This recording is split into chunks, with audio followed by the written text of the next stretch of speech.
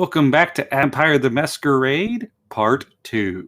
Thank you for listening. Cool. So like I think we mentioned a couple times before that in Vampire Society, vampires are divided into clans. There are 13 main clans, and the clans have changed over time. And we were talking about the clan quiz. Pat, which one did you get? I forget what did you say you got?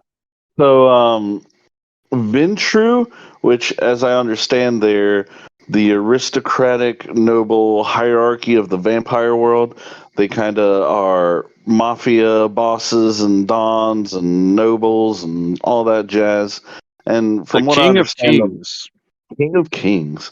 Yeah, and as far as I understand, they're more about, instilling order in things and pulling strings from the background. So I wouldn't say necessarily like evil, but just all about control. Does that track, Ian? No, absolutely, absolutely. And also the concept of good and evil in vampire is very gray, very, very gray. I wouldn't think of it in terms of like we would D&D alignments. Yeah. Brian, how about you? I forgot. Who did you get? I got Bruja. Ooh, tell us about Bruja. So, from my reading, Bruja is basically like a bunch of rebels. And in ancient times, they were like philosophers or warrior poets. Very good, Brian. Very good. Yeah. And yeah, they just seem like renegades and don't like being told what to do. So, Brian, I'll throw something interesting in there about the Bruja. The Bruja they were kind of the philosopher, the thinkers. They were the first clan to kill their clan founder. And they kind of got punished for it. Before they killed their clan founder, they could control time. That this was the clan that could actually time travel and speed things up, slow things down. And they were punished for killing their clan founder.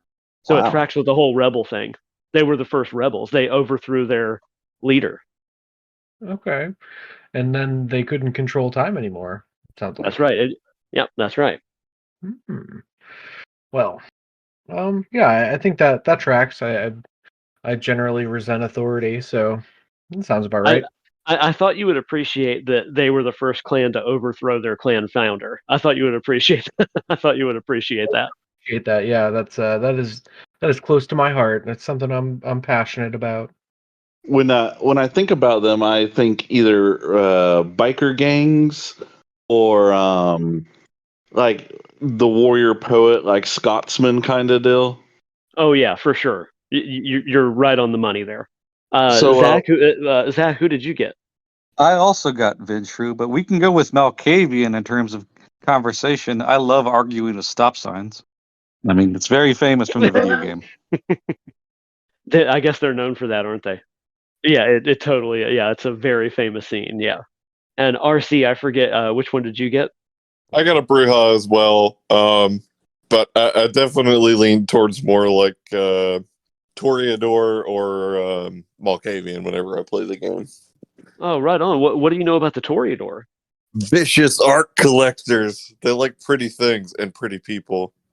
Or is that Tremere? I may have it backwards. No, that's true. No, you got it. They appreciate pretty things. That's right. They're usually manipulating human society through, just cultural norms. But sometimes they get backwards and twisted, so they turn somebody else to help them with that. I remember one of our players in our campaign died because one of the Toreador's weaknesses, their weaknesses, they can become paralyzed and affixed on something that's beautiful, and they can't move or act. One of our players pushed the limit to sunrise a little bit too far, and the storyteller made him make a willpower save when he saw the sunrise, and he got hypnotized by the sunrise and burst into flames. Couldn't move because he saw the beauty of the sunrise and died. Well, if you haven't seen it for a couple hundred years, I imagine it would be pretty beautiful. Kind of a messed up way to go, though. It also seems poetic. I don't know. It sounds like an awesome moment. Well, we've talked about this before. Character death is not always bad. And how old was that character? Were they like centuries or millennia old? Oh no, usually when we played, we were talking about vampires that were no more than 100 years old or less. Okay. Yeah, because during my reading, I did see that the different ages were like in their own kind of class as well. So that was kind of neat. Yeah, they refer to it as generation, and that's how far away you are removed from Cain, the first vampire. And in the modern nights, they call it the time of the thin blood because you're getting into the 14th and the 15th generation. And at that point, you're only like a half vampire. You're like a hybrid. So that's kind of what that you're talking. I think you're talking about like the generations removed from Cain. Yes. Yeah, that was a cool like aspect of it that I didn't even think of. Like, oh, well, I guess that makes sense. Like as It's pretty you cool. yeah, as you like progress through time and make more vampires, like the vampire blood isn't as not to be eugenic but pure. Yeah. There you go again, Brian. You did it again. Whoops. Now, Ian, tell us about those Nosferatu. Oh yeah, the Nosferatu. That was my first character. The Nosferatu are twisted. They're disfigured. The curse of the beast, as it's called. That's what the vampires refer to it as the beast. That's what lives inside of all vampires and makes them a vampire. The beast twists them and makes them. They have like pointy ears. They're bald, mouth full of razor teeth. Nosferatu control the sewers. They control like information networks. They're power brokers. They sell information to people.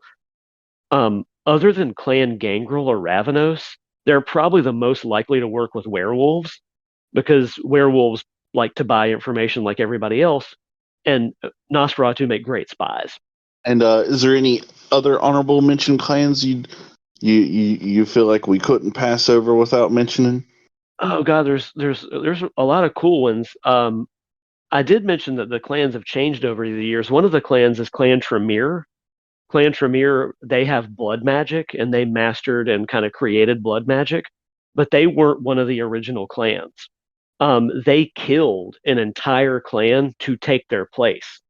So the original clan was Salubri, and I noticed RC that the Salubri are back in fifth edition. I noticed that on a video that Zach showed me. The vampire with the three eyes, the eye and the third eye on the forehead. Yeah, I'd seen them, but I hadn't heard of them yet. Well, in the original, in this edition, the Tremere, Tremere is actually a guy. He's a wizard in the Dark Ages. He had a partner named Goratrex. They were both wizards, and they wanted to become vampires, but they didn't want to get embraced. So what they did was they convinced vampire society that the Salubri were evil, and they killed the Salubri and used a magical ritual on their blood to become the clan to replace them. So that's kind of a twisted story. What a wacky way to get started, but that sounds in line with vampire. And with wizards. Another clan that, yeah, clan with wizards. Hey, hey, Zach, because that's what vampires need is spells, right? Anything that gives them an edge over a werewolf. So I mentioned clans. There's another clan in the Dark Ages. There was one of the original clans was Cappadocian, and that was the clan of death. They kind of mastered death. There was kind of a necromancy type of power they had. One of their very powerful kind of lower generation vampires was named Augustus Giovanni. He was an Italian. He was from Rome, and he overthrew his clan founder. He killed Cappadocian and created the Giovanni clan. And this was and this was in the late Middle Ages, and killed all the Cappadocians, including Cappadoce, the clan founder, the antediluvian. Kind of like Brian, kind of like I mentioned, the Bruja killed their clan founder. I forget the guy that killed him, but same kind of similar situation. Augustus Giovanni kind of overthrew the clan founder and killed all the other Cappadocians, and then he made his family, the Giovanni family, the only vampires that could have this necromancy power. And then led Team Rocket and the eighth gym. That totally tracks. And now that you said that, I just put two and two together. You're welcome. Thank you for that. anyone else have any other clans they like to shout out? I thought you guys would enjoy the two clans that kind of had a kind of an upheaval. Is there are there clans that have not killed their original leader, or Well, are most of them have kept their original clan founder, but in the modern knights, nobody knows where they're at. They don't even believe they exist. They're kind of like legends. I got a question, Ian. Are Yeah. there any of these clans that have I don't know, an eternal beef with one another that, these guys and these guys? Because it sounds like between the people among us and our test that RC and Brian's Brewhaw ways are against me and Zach's what were we again? Something true? Ventures. Our Venture ways. Are those clans natural enemies? Yeah, they typically do squabble. They're in the same group. They're in what's called the Camarilla. I'll talk about that in a second. They're both Camarilla clans, so they're allies, but they're frenemies. We'll put it that way. And well, I guess that answers my other question. Like, how many of these clans ever work together? So there's a group of clans called the Camarilla. That's the Bruja, the Gangrel, the Nosferatu, the Tremere, the Toreador, and the Ventru, and the Malkavian. And then there's the Sabbat, and that's the La Sombra and the Zamisi, and all of the antediluvian clans. And the antediluvian clans are like there's basically Bruja antediluvian, Gangrel antediluvian. That's basically the anti version. That's like let's say like Brian's a Bruja and he wants to go over to the Sabbat. He wants to leave the Camarilla and he wants to join the Sabbat. He would be a Bruja anti-tribune, is what that's called. Okay, I feel like there's a lot of terms here. Like, I don't know what an antediluvian is. What is that? they're the Sorry. rebels So in Star Wars? I assume wait, say that again, Brian. they like the rebels in Star Wars. They're fighting the Empire.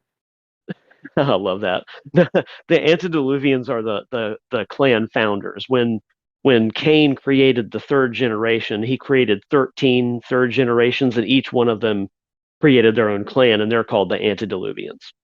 Swing and a miss. That's okay. That was a nice try, Brian. The Camarilla is the Yeah, it's like learning Android Netrunner. You do have to learn a whole Yeah, different exactly. language. You have to learn I'm gonna be cyberpunk honest. or learn Ian was vampire. saying a lot of words, and I was like, Yeah, there's a lot to it. Like the Camarilla, for instance, they're a combination of clans that have agreed to work together to live with humans and uphold the Masquerade. The Masquerade is their that's their kind of they want that's to live with. thick. Okay. Yep, exactly. Now the Sabbat, on the other hand, they kind of embrace the monster.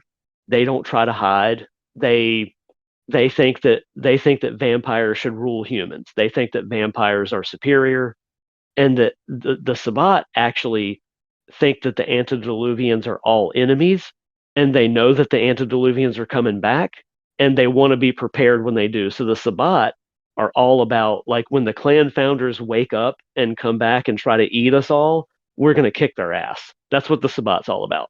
Ah. I think I've seen this kind of play out in Underworld. Not the first one, but where they awoken like the ancient vampire to come clean up all the mess that had happened. And so I guess that would kind of translate it. What was that, A Zach? big lawsuit all over again with Underworld. Yeah. So I guess I've seen that play out. Now, of course, there's people that are outliers to the whole situation, right, Ian? Yeah, there's independent clans, and they don't want to be involved in anything. They want to just do their own thing.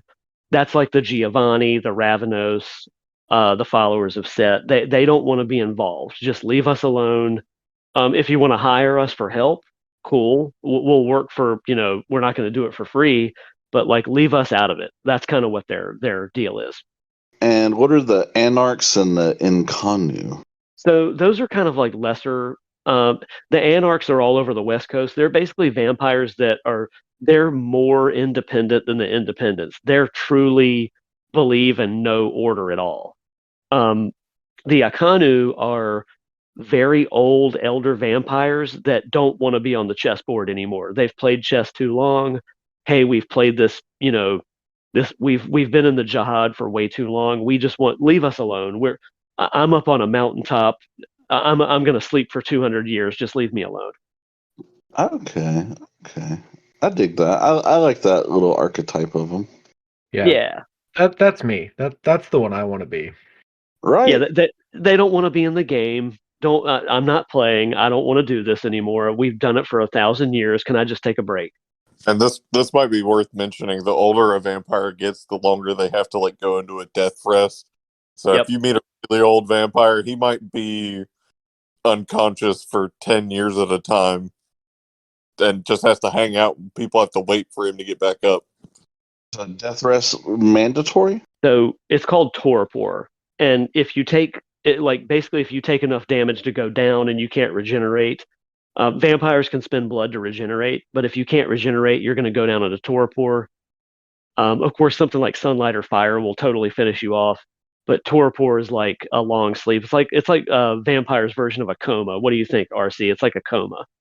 At least when it came up in our game, that was definitely what happened. Like if one of the ways it can happen is if you get staked. So yeah, if you get staked, you immediately go into torpor and you look dead, but you're not. Just pull the stake out and you're fine. You don't have to. Usually taking the stake out will be it wakes you right back up. If you go down, your friend, if you have a friend nearby, they can feed you blood to wake up. That can get you out of torpor. But the problem, what the Sabbat fear so much is that vampires is like RC was talking about vampires that get so old they sleep for thousands of years. Also, when you get to a certain generation, you can't drink human blood anymore. You can only feed on vampires, and that's vampires don't like that. So that's what the Sabbat's worried about is that the antediluvians are just going to ignore the humans and just eat all the vampires. Now, Ian, I know we talked about a lot of lore and we talked about a lot of different clans of vampires. Have we covered the actual system? So no, we haven't gotten to the system yet. We can definitely get into that. White Wolf uses a very cool dice system. I like this dice system a lot. Zach, I think you've mentioned that you like it. It's a D10 system. All you use is D10s. And what happens is you create a dice pool whenever you need to do something. So I have on my character sheet, I have attributes and I have abilities. And attributes are like strength and dexterity and charisma and intelligence. And abilities are like my skills and my talents and my knowledges. And the storyteller will call for a check, right? So let's say that Pat wants to hit somebody with a big stick, right, Pat? Does that track? Yeah, that's pretty track. I might tell Pat to make a dexterity plus melee check. And what Pat would do is he would look at his dexterity and his melee skill and how many points he has in that, and he adds those together. Let's say he's got a 3 dex and a 2 melee. He gets 5 dice, 5d10. You roll that, and you're trying to get anything above a 6. Anything above a 6 is considered a success. Ones are considered failures. Ones cancel out successes. So let's say I got 2 successes and a 1. I would only have 1 success because one of the ones would cancel out one of my successes. So it's very quick, very cinematic. Say that again, Pat? It's number of successes, right? Yeah, it's numbers. The more successes you get, the more fantastic you succeed. So you can really, as the player or the storyteller, you can really get into like, if you got 5 successes in something, you could pretty much dictate how it went. But if you only got 1, the storyteller's going to be like, okay, you squeak by on the hair on your chinny chin chin. So you can really make it cinematic if you want to. Now, I recall the 4th edition having the 10 again rule. If you ever roll a 10, it counts as a success and an additional roll. Is that true in the earlier editions? So in the earlier editions, you did get 10 again. They call that 10 again, only on a specialty. So if I have a rank level of 4 or higher in something, I can take what's called a specialization. So let's say I have 4 in firearms. I could take a specialization in rifles. Anytime I fire a rifle, I get to re-roll 10s. And that's in later editions, Zach, 10s got re-rolled all the time. And I think 10s get re-rolled again when you're doing damage as well. When you're assigning damage to someone. So if I did like if I hit someone with a sword, that would be like strength plus 5. So I would take my strength. Let's say it's 3 plus 5 is 8. I would roll 8 dice, and let's say I got 4 successes. That would be 4 damage. If one of those was a 10, I would get to re-roll it. I also recall the damage being very specific, like lethal and other flavors of damage. Yeah, there's bludgeoning damage, which vampires can take bludgeoning damage all day. Vampires actually regenerate bludgeoning damage on their turn, all of it. So if somebody's fist fighting you, they're not gonna make a scratch on you. Knives and bullets, on the other hand, that's lethal damage.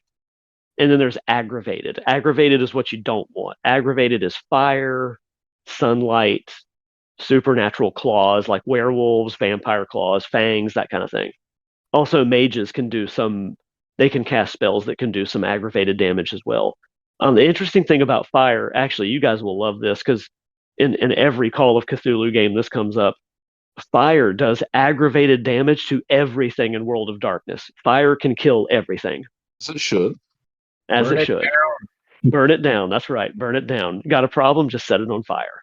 No, that's the Not necessarily a vampire thing. One of the cooler things as Prometheans is because of the lightning part of at least Frankenstein portion. If you were that type of Promethean, anytime you took lightning, you could actually store it and fire it back at someone.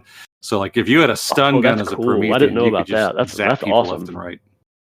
Now, Zach, were there different types of, I guess, flesh golems, for lack of a better term? Is that how Yeah, that there were a works? whole bunch more. The Frankenstein one's the one I remember, like because of the lightning thing. That's why I remember it. Yeah, that's kind of the gimme. Yeah. What do you guys think about that D10 system? That's a lot different than what we're used to. What do you guys think about that? It to me it sounds well, not directly similar to that Genesis system we were playing, Zach. I do like the whole concept of generating a pool where it's like, oh, your attack and your dex or whatever, and that sounds fun. Yeah, it sounds like a system I would like to try. I enjoyed that it sounds so simple that more focus can be put on role playing and keeping up with the story. It's also why a lot of friendly local game stores will sell like dice by type, because it was a real pain in the butt just getting only D10s. In the 90s? Yeah, dude. In the 90s, you had to basically buy those tubes of dice and just throw out the other ones. And just from what I had when I played with the system, it is really quick moving.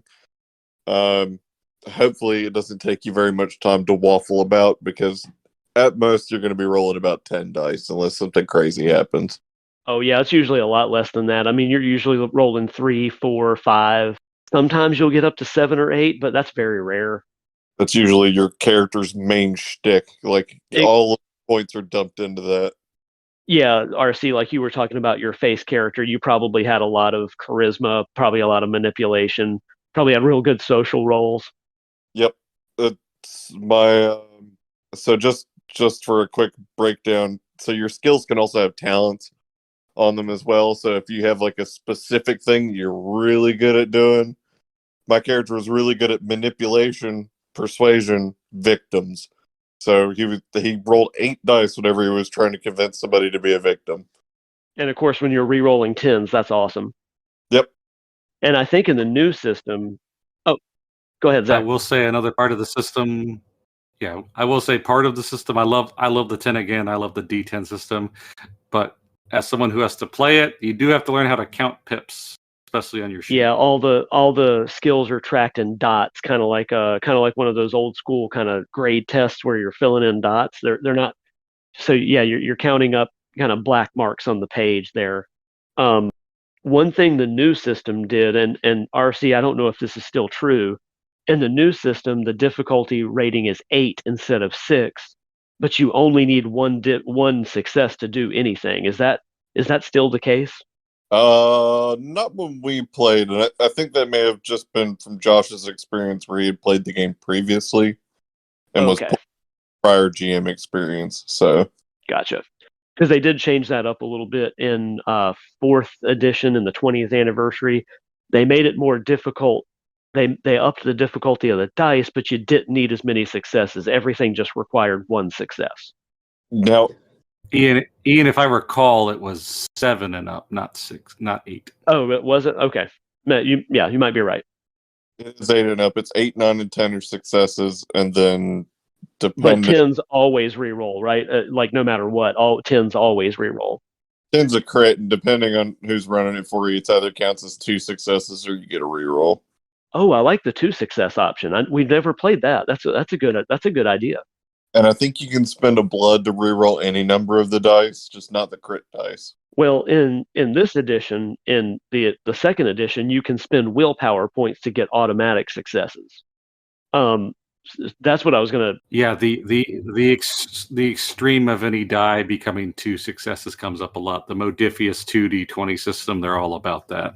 If you roll like the crit on the die, you get 2 successes. Now, would you say will and I guess this blood system are kind of akin to a luck system? So it's definitely there's definitely resources. So blood is more probably blood. You need to do everything. You need blood to power some of your disciplines. You need blood to regenerate because you can spend. Oh, it's a 1-to-1 deal. So if I spend 1 blood point, I heal 1 hit point. Willpower is a lot like luck because you can spend willpower to get 1 willpower is 1 success point, but you typically get willpower back through role playing and storytelling situations. But you could, I don't know. What do you guys think? You could easily compare the willpower system to the luck system. What do you guys think? It's very close to it. I will say that it only came up a couple times in our game. There's another stat you have to worry about too. It's humanity. It's how human your vampire still is. Oh, 'Cause yes. you start to push that, and you start to become more of a monster than you are a person anymore. Yeah, you do have to worry about that. That's where role playing really shines here is when you first create your character, um, you determine your humanity level, and like RC said, that's like how human I still am, because early when vampires are very young, they're still human. They're still wrestling with the fact that they're a monster. They don't quite know how to control the beast. So it very early on, that's kind of an early concept in there. And one of the things that you do is not only do you determine your humanity, but you select what's called a nature, and that's kind of how your character acts. And that's kind of an archetype, and there's a list of them in the book, and that's how you should role play your character. And when you role play your character very well, the storyteller should be rewarding you willpower points. And if you're role playing really well, you can gain humanity. RC, did that happen in your game? Did anyone gain or lose humanity through their actions? Luke's character lost humanity twice, I think. And then I think I think my character may have gained one right at the end, but I was already way up on the track for humanity. It was the opposite scenario.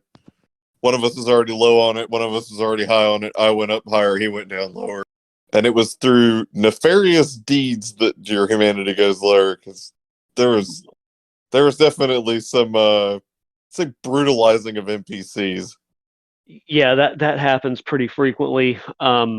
As far as the threat to your own humanity, it's very hard to hold on to your humanity in this game because as time goes on, you're just going to find yourself in more and more precarious situations. And if your humanity's high enough, RC, I don't know if it's still like this, but I remember if your humanity got to if it got high enough, you couldn't feed off of people. You had to feed off of animals or go to a blood bank or something. Or you had to be a pacifist feeder, which is what mine was, where they have to willingly let me feed off of them. Otherwise, I can't feed. Oh, like a herd. Yeah, like a herd. Okay, gotcha. Yeah. Um, Well, we mentioned it earlier in the maturity aspect, but also like Call of Cthulhu, Vampire, or any of the other World of Darkness games are definitely the mess around and find out game. Like if you really want to push that button, you're going to find out how bad the storyteller can make it for you. that's true. You can. I do know that just from my experiences, and Zach, I don't know if this has ever happened to you in Call of Cthulhu, but I've definitely seen storytellers kind of push the limit as far as what they add to the game, or vice versa. The player puts them in a position where the storyteller has to do something really nasty and might not be comfortable with it. I've definitely seen that happen in our games before. I do try to avoid it in Call of Cthulhu if I can. I know it's a horror game and it can get pretty dark, but we also play in public.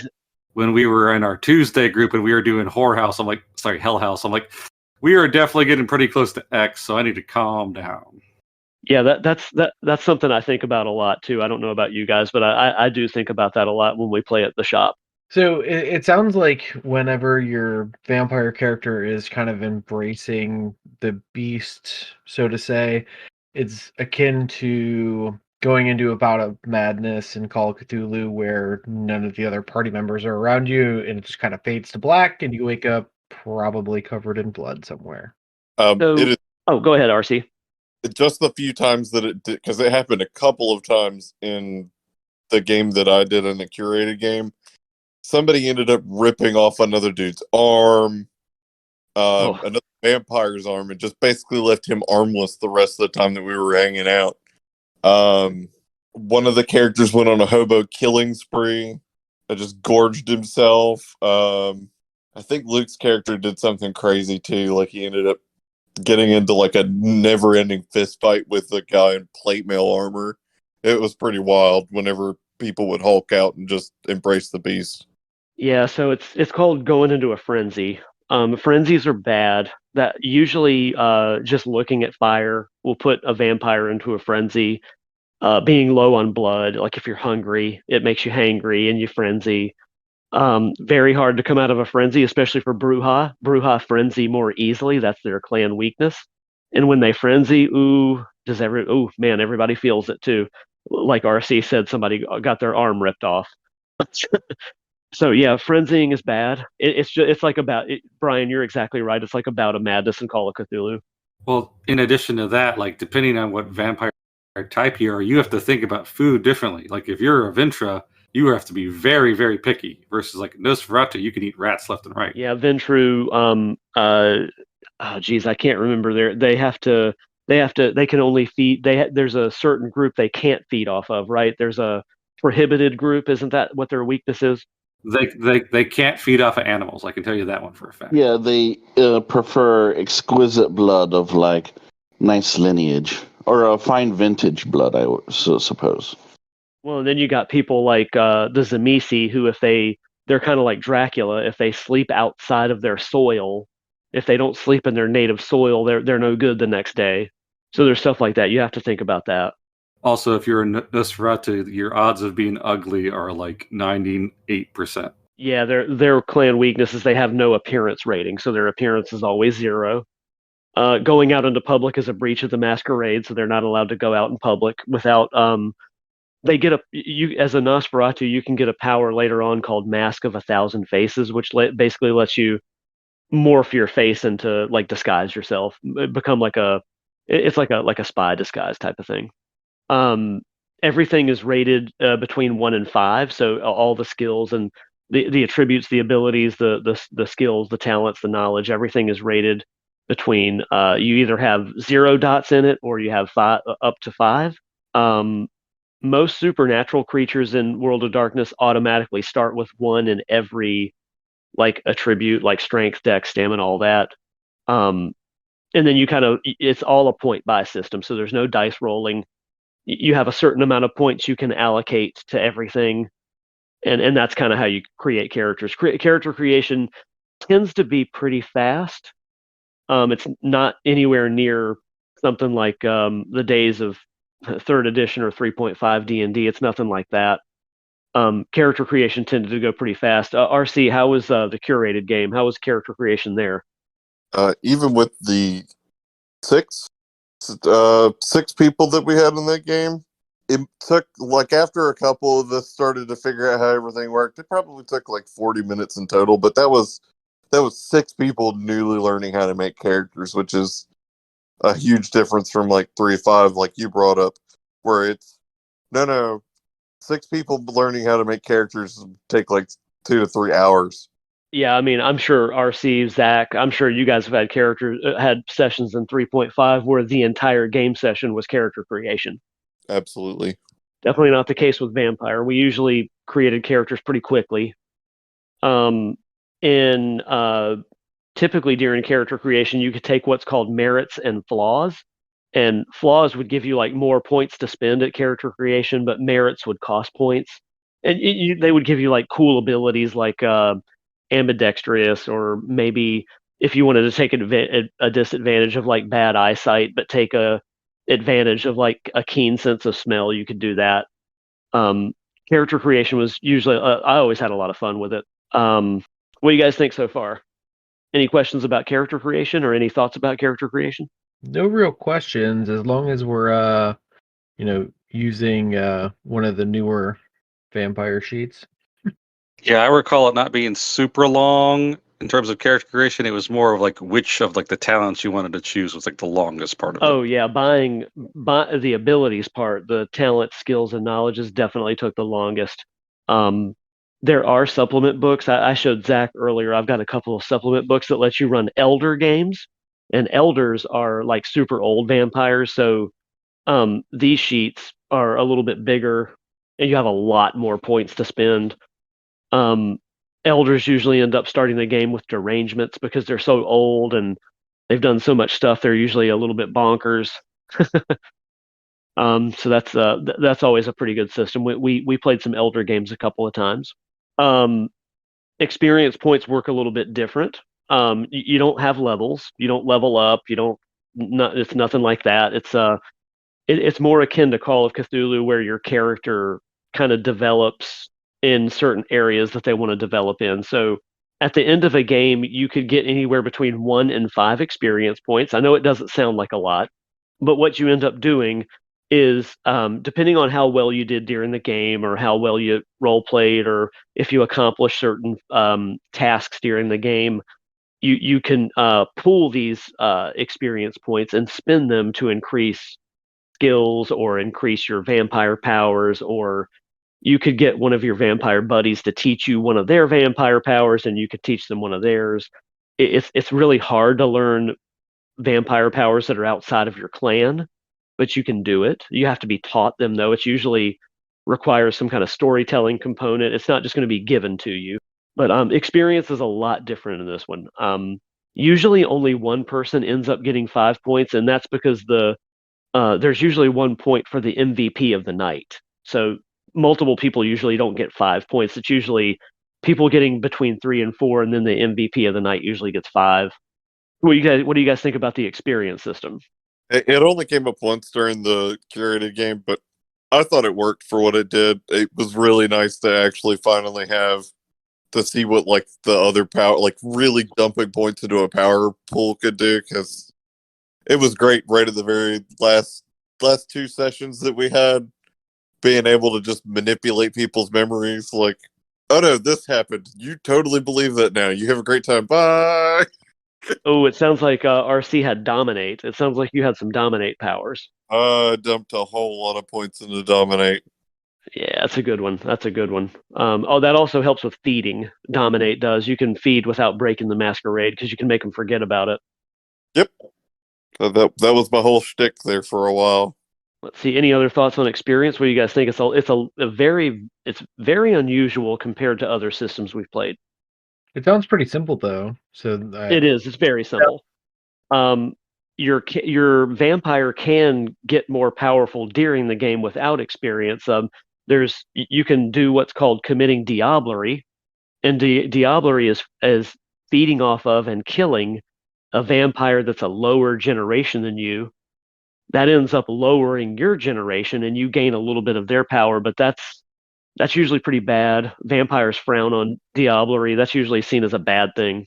is that how you like go up a generation or down a generation as well? That's how you go down a generation, is you have to diablerize someone older than you. Yeah, that sounds fun.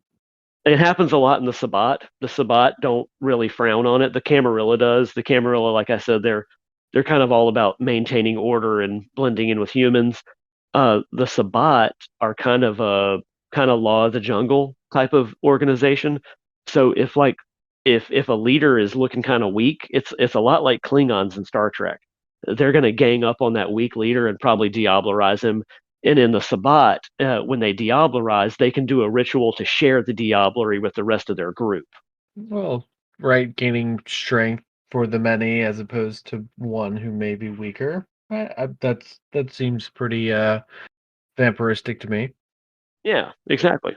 Also, it may be worth mentioning in the new system, if you diablerize somebody, you're permanently marked for having diablerized someone else. Yeah, that's how it is in this system. If someone uses an aura reading power on you, like there's some vampires that can read your aura, you have these weird black veins in your aura, and it's a dead giveaway. You can't hide if you've diablerized a vampire, you can't hide it.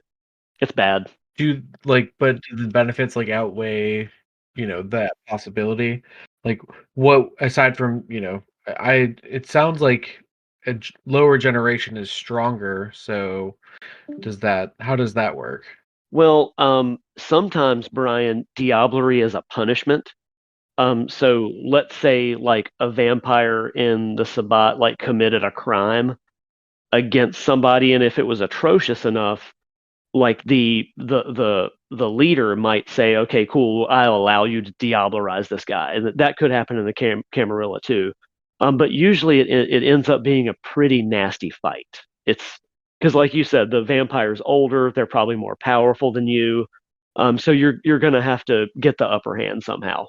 Yeah, they're not going to let you go. Nom nom nom nom nom nom nom. So it sounds like the wooden stake might be hidden in a lead box, like, I don't know, kryptonite might be. Oh yeah, there's all kinds of little tricks you can do like that.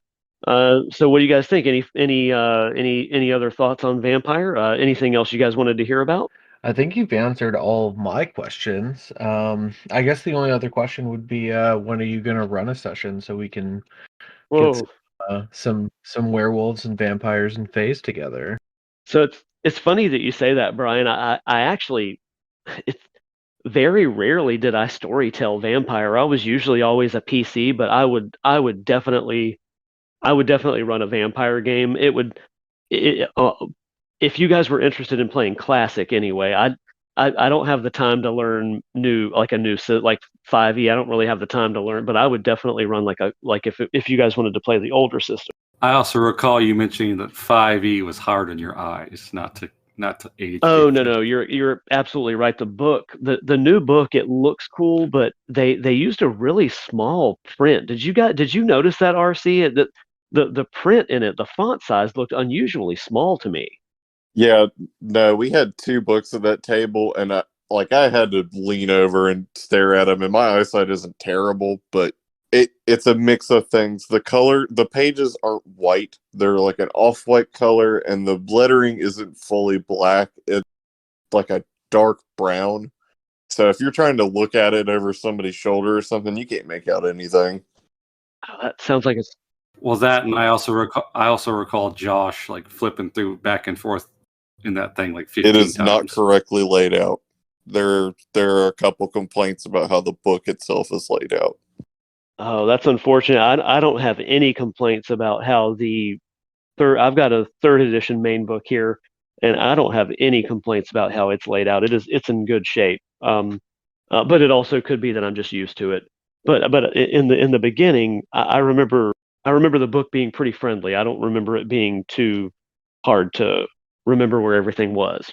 Well, in any event, I would gladly follow wherever you were to lead.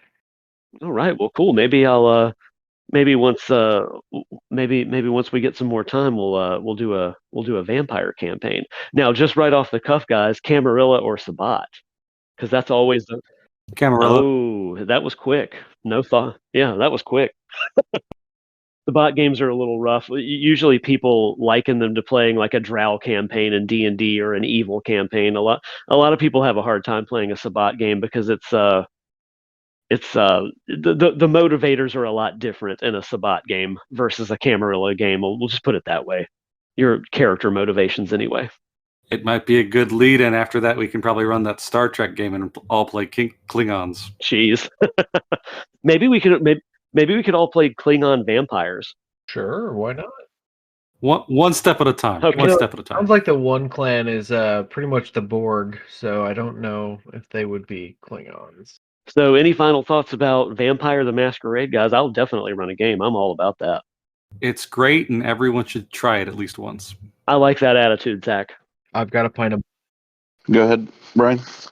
Oh, I was just saying, like I would sacrifice some blood to play some vampire. That's All right.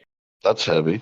I don't Not- know that I not- would go that far, but I would definitely try it. Definitely not on my list of demands, so you can rest easy there. Well, guys, I really appreciate you guys letting me tell you and beguile you with the ways of the world of darkness.